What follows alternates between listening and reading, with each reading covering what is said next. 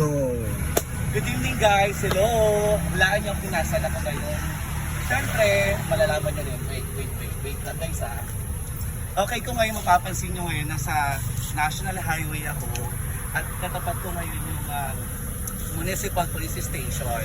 So, pag sinabi natin katapat ng Bulinaw Police Station, siyempre ang kilala dito yung ihawan ng aking pinsan na si Miss Nikki at ang kanyang kuya, ang kanyang kapatid, ayan, na sikat na nagtitinda ng, hello guys, hulaan nyo, ng mga dito, di ba? How much this? Magkano ito isa? 180 to 200, okay. 180 to 200, sulit na guys, masarap na yung pumibili ako ngayon. So, try nyo to, bisitahin nyo lang po.